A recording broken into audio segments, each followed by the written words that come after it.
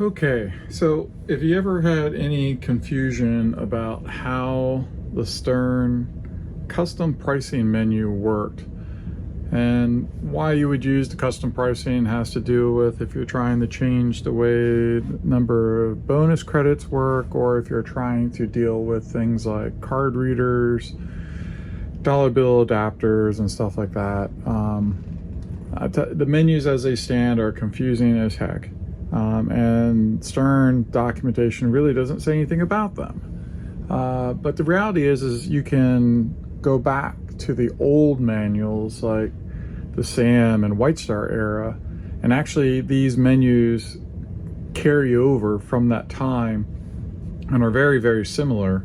But there are some new things about how the spike system works, I think,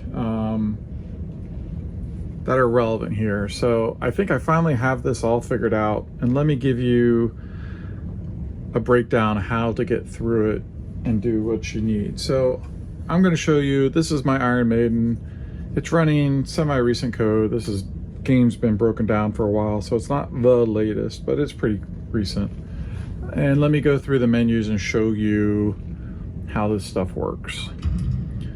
So you can edit this through adjustments and going into the pricing setting, or you can just go into utilities and go to pricing. This is where you're going to edit custom pricing. So this is the factory default for US. It's going to be different in other countries, but for US, I'm going to focus on that. Now this screen is very confusing when you first read it, because if you kind of read it like a book, you're trying to read left to right. If you're going to make any changes, you would think you would make changes starting from left to right. And that's actually not what you want to do. It was really confusing till you understand these fundamentals of how the page works. Really what happens is there's a unit value over here on the right. You set the unit value that you want, and then you configure how many credits to assign at that unit value. So we're in US, so this is 25 cents is the first unit. Now, the settings down here at the bottom basically show you this is the factory default, which is 1 credit at 1.00, $1, or really 100, or $3, or 3 credits at $2. That's the bonus credit system. Let me walk you through the different pieces of this page first, because that can also be confusing when you try to make edits. So the first setting over here on the left is the credit section. When you click edit, you will change the number of credits to be awarded at the current unit setting. But edit here changes the number of credits to give. So you can see here it changed, it gave me 3 credits at 25. We'll go back to 0 here. The next section is the at. When you click edit for there, you are changing which unit step you are editing. So in US, the units start at 25, and then they go up by 25. So this is unit 2, unit 3, unit 4, unit 5, unit 6. It's important to think of these as these units or steps, because the number is kind of just a label. It can change, but the steps do not change. And you'll see that later when we change the types of units. It can be really confusing, and that's where a lot of the misleading part of the interface comes from. But think about it, when you're editing you're editing which step value you're at. You go to the next setting, $sign. That actually is editing the units that are displayed. So when you go there, you can change the token, swipes, coin, taps. It's just the display. It doesn't change. So you notice like these things changed from 0 to 0.25. We'll get to that later, but changing this entry changes the units. The last row is changing how the information is displayed. Think of it as, some of these things that make sense when you look at them. Minimal, I don't know what's the difference, but standard with monetary symbols. So now you can see the dollar sign is shown in there. Minimal, standard. Basically, it just changes the format of this. It won't change any of the values. It'll change the presentation format. So we said we're in US. This starts at 25. Really, that's kind of pulse 1 or step unit 1. The 25 is because it knows the game is in the US by the dip switches and all I have set up here in the game. But where that actually comes from is this coin door setting. So the default for the US is units per pulse is 25. That's where it's getting that 25 unit from. So for each pulse of the coin door switch, for the first coin door switch, and the factory doors, you know, the two coin switches are the same, or they're defined to be the same. We'll see this here in a second, but it starts at 25. So the game is showing 25 cents per coin pulse in US. So if I change this,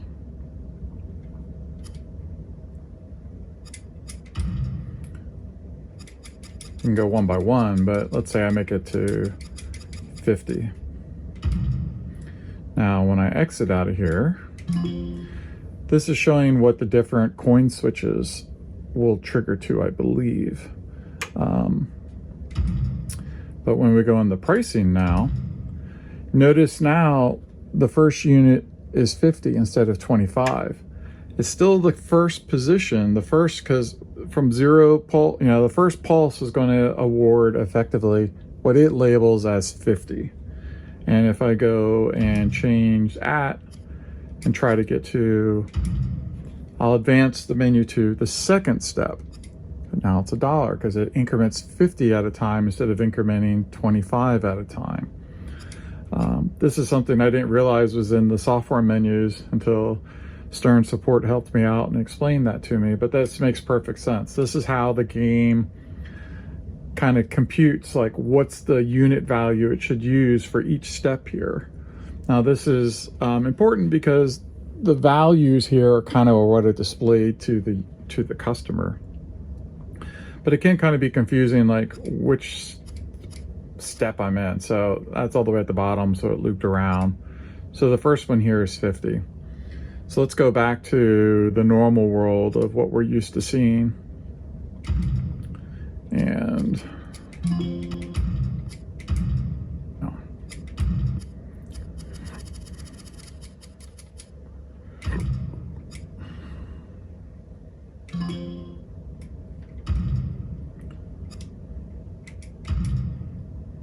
All right, for our basic example, let's illustrate how the factory default pricing is set, where we have the one credit at $1 and 3 for 2. So $1 in US coins for 4 coins. So normally the coin switches on the normal coin door, that would be 4 pulses.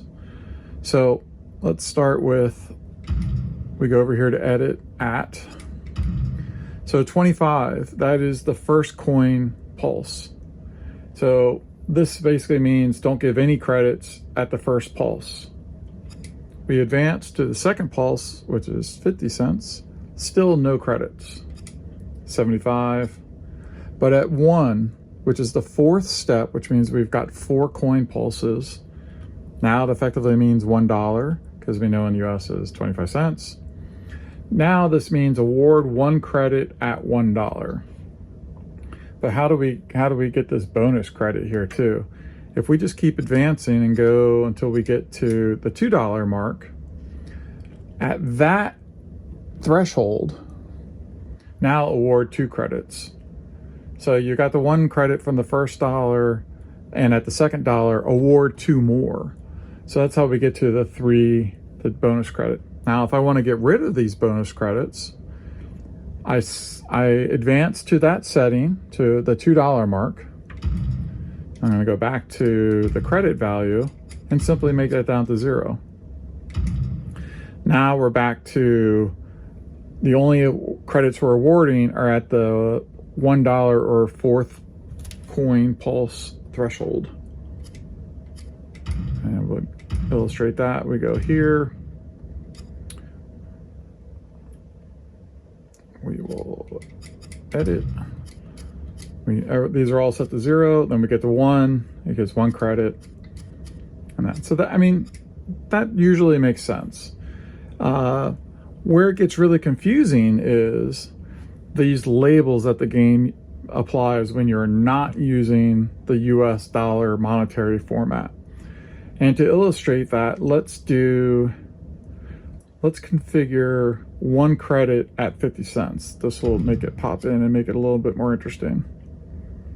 So I'm going to edit the credit setting. I'm going to add 1 credit at 50 cents. So 1 at 50, and then because you get 50 cents at $1, 1 is going to give us 2. So it's going to give us another credit, right? So like if we go to 1, it's giving 1 credit. So we get, since they're both defined, you effectively get the, 2 at $1. All right. So I'm going to set that. Now, here's where the fun begins. What if I'm not using coins, but I'm using a dollar bill validator? Oh, that's a bad example. Let's stick to like a card reader system. I'm going to change the units here to something besides the monetary units. Token. Let's do taps, because that's what I'm going to use, is taps, because of my card reader system. So what this is now saying, when I was at $1, okay, it makes sense, one tap. But what does this mean down here? 1/0, 2/1. If I go back and edit my steps, I'm going to go to edit my steps. I'm going to press the button up once. Setting over here changed, but that number didn't change. Let me go up 2, 3, 4. Oh, whoa, wait a minute. Now it changed to 2. What's actually happening here? What's happening is the coin door setting set the number of units per pulse to be this 25 units. So what it really means is, if I go back here where my 1 credit is, before that was 100, consider that number really to be 1.00. If I go up 1, that number is actually 1.25. I go up again, it's 1.5. Go up again, 1.75, and go up the 4th time, it goes to 200, right? Boom, then it changes to 2. What happens here is when you are in these alternate units, the game doesn't show the fractional value. It will only show the whole number. It basically rounds down to the whole number. So that's what's really confusing in these settings. I'm pressing up and down and I'm not seeing this change, but really what step I am editing does change. And that's the part that's like the aha moment. So now that's at 175, go down again, 1.5, 1.20, or 1.25, I'm sorry. Now 1.0, there's my 1 credit. Now when I go under 0, it says 0 taps, but really I'm still at 0.75. I go down 1 more, I'm at my 0.5 mark, and there is my 1 credit. Now, if you get lost in this and you can't, and it's like, oh my God, what the heck did that just do? The easiest thing to do is to change these units back to monetary, because it will show the fractional values in this system, so you can kind of tell where things are in the steps. And that's really the pro tip, is to kind of, if you do all your configuration in monetary units and then change to the alternate formats, it's a lot easier to keep track of things. So let's take a real world example. I want to configure my game to be 1 credit for 1 tap. So what is 1 tap? And the default settings, 1 tap, the default units was a 25 unit per pulse. So let's get back to where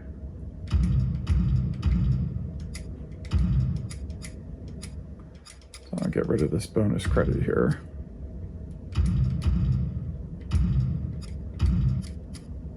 All right, we're back to one at this is really what I want at the end.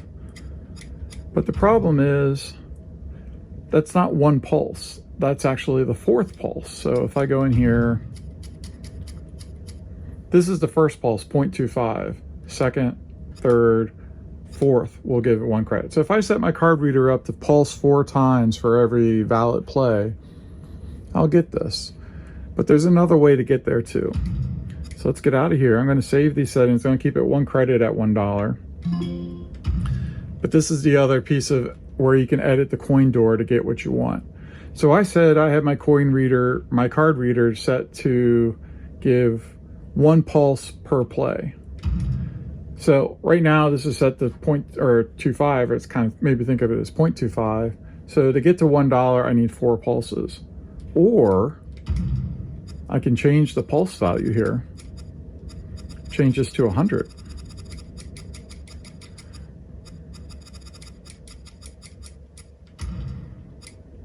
And when I exit this, it's going to show how many pulses I think each of the coin switches are going to trigger. But for all we care about from the factory wiring, the 2 coin door switches are the same. They're going to be 1. So I don't know which is which. But now it is saying for 1 coin pulse, I'm going to give 100 units. So now when we go into our pricing, this says $4, but why? Because I was actually giving 1 credit at the 4th step value.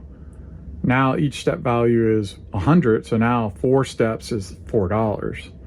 So let's go over here. Now the first setting is actually at $1. This is 1 pulse is $1.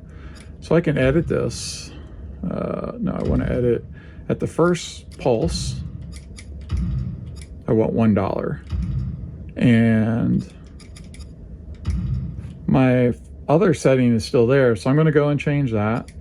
I'm going to edit that. So I'm at the first unit, second, sorry, confusing here.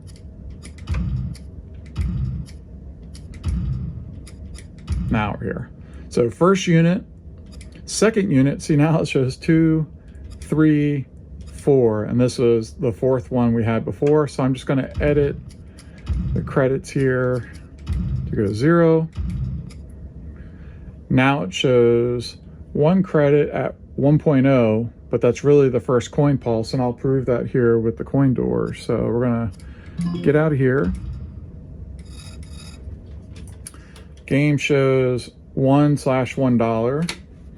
I'm going to give 1 coin switch. And actually pulsed 4 times and jumped all the way to the $1. So that's actually what I want. And to make it look that way for my card reader, I'm going to change my units. So again, we're going to change units. We're going to change them to tap. I have my 1/1 because the unit value there is actually 100 now. Exit.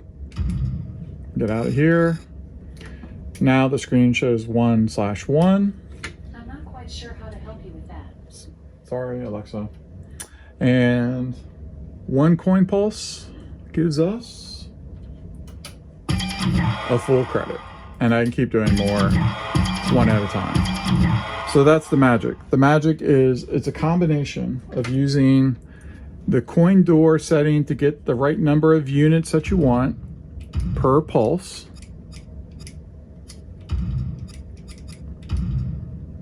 In my case, I wanted to jump 100 units or 1.0 per coin pulse. And understanding that this thing is not showing you any fractional values. And the best way to help yourself with that is to always look at it in dollars first. So then as you're incrementing through